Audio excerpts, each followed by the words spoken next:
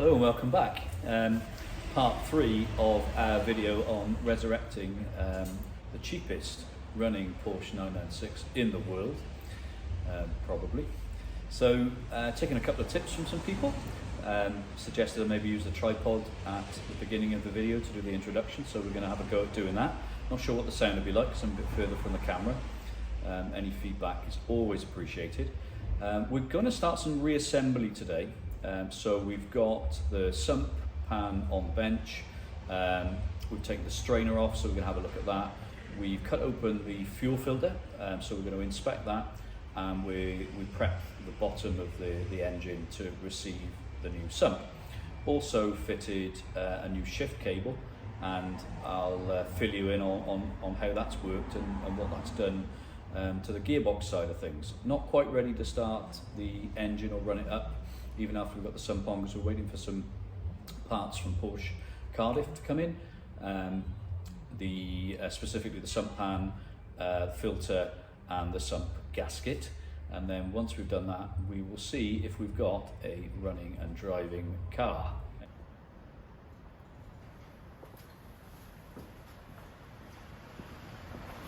So here we are at the bench.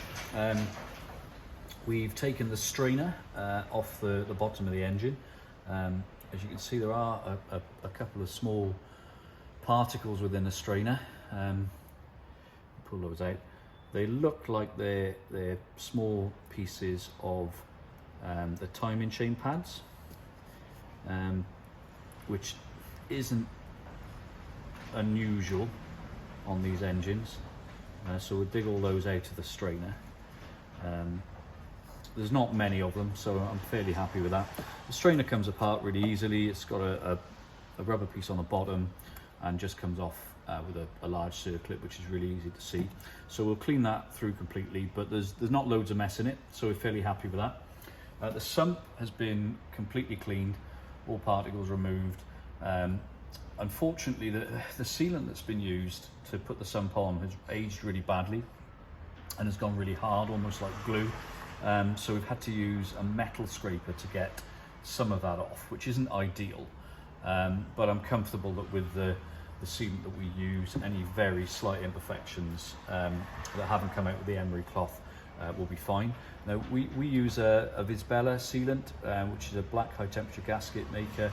It's very, very oil repellent, so we have no issues with that. The way this works is you put it on to one face, obviously clean the faces up, make sure they're completely degreased, all the old sealant is off. You put it on one face, you fit the sump to the car, we're doing up the bolts hand tight, and then an hour later you come back, after it's formed itself a compressive gasket, you come back and then you torque them up.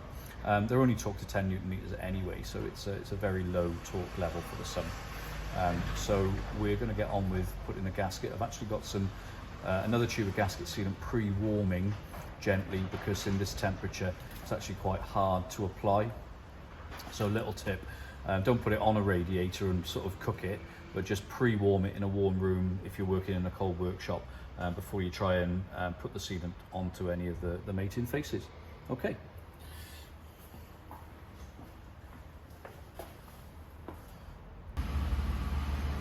Okay, back at the other end of things underneath the car, we prepared the underside of the engine to receive the sump. Just refitted the cleaned strainer and pickup, and we're ready to now begin installing the sump. We've obviously cleaned all the sealant off with a plastic scraper on this side because it came off a lot easier. And we've also wiped the walls of the sump with some brake cleaner, just to stop the residue of the oil dripping down and getting onto the sealant too early in its curing process. So it is cured within an hour, and then we torque it back up. But just a little tip: get as much oil as you possibly can off obviously off the sealing face, but also off the walls of the sump. So off this area here and all the way around, just to stop it dribbling down and getting into the sealant before the sealant has fully cured. Next time you see us, the sump will be fitted. Okay, so we've got a nice thin bead of sealant. on the gasket face of the sump. We come around all the bolts. Difficult to get it particularly neat. Try and stay in the centre of the mating area when you're using the sealant, and don't use too much, because remember, it's going to squeeze out and you don't want it squeezing out into the sump. So we're going to fit the sump now, we're going to hand tighten the bolts, and then we're going to leave it for an hour and then torque them up. Then we're going to leave it at least 24 hours. It'll be longer in this case, because we probably won't work on it now until next week, but leave it at least 24 hours then before putting oil into the sump. So, not the most interesting thing for a video, but sump fitted with new bolts, and we choose to put a tiny little dab of a low strength thread lock on the sump bolts, you know, a Loctite product or similar. Not everybody does that. We do it at choice, like a tiny little dot on each of the bolts. So that's fitted now, they're hand tight, and in an hour we'll come back and we'll torque the sump up. Okay, the very last thing that we've done today is chopped the oil filter apart. It's a Marla filter, so OEM to all intents and purposes. It's paper filter element in the 996, so we've chopped it open, had a little look inside to see what we've got trapped within the filter. No big surprises, as we'd already had some little pieces of timing chain pad. We expected to find a few in here, which we have, which is okay. There's not major amounts of it. You know, it's not a car that we're going to tear apart and do a load of engine work to. It's clean of any ferrous metal.